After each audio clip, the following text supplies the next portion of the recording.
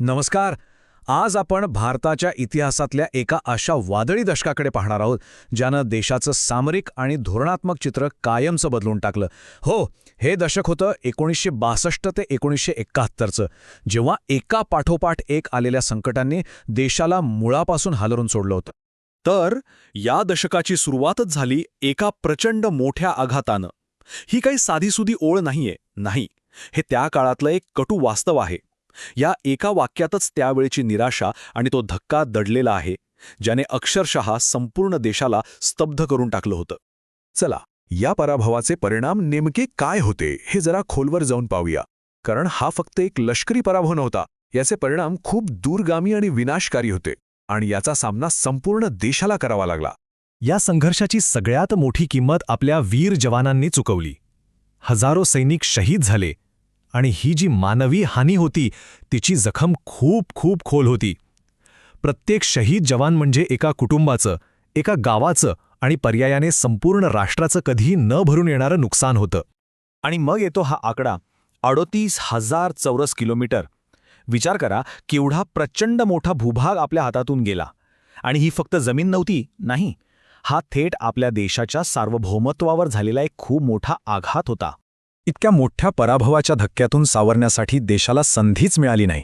म्हणजे जखमा अजून ओल्या होत्या, देश अजूनही त्या धक्क्यातून बाहेर पडण्याचा प्रयत्न करत होता, आणि तेवढ्यातच एका नव्या संकटाने दारावर थाप मारली.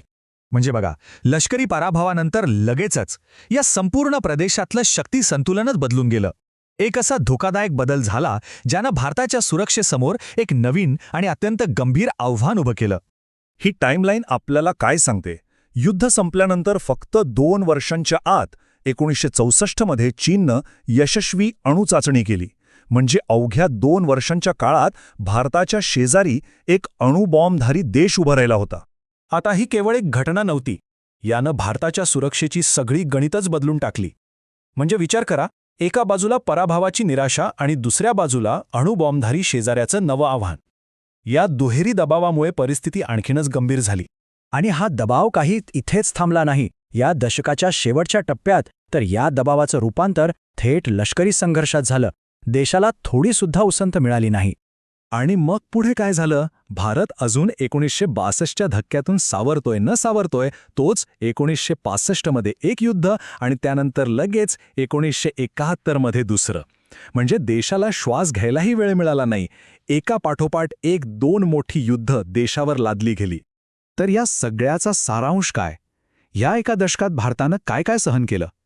एक मोठा लष्करी पराभव, हजारो चौरस किलोमीटर जमिनीचं नुकसान, शेजारचं राष्ट्र अणुबॉम्बधारी बनणं, आणि त्यानंतर लगेचच झालेली 2 मोठी युद्ध. आणि हे सगळं आपल्याला एका मूलभूत प्रश्नावर आणून सोडतं की फक्त 10 वर्षांच्या काळात इतके मोठे आणि एकामागोमाग एक बसलेले धक्के सहन करूनही एखादं राष्ट्र टिकून कसं राहतं आणि पुन्हा उभं कसं राहतं? हा प्रश्न त्या दशकातल्या आव्हानांवर आणि भारताच्या लवचिकतेवर नक्कीच विचार करायला लावतो.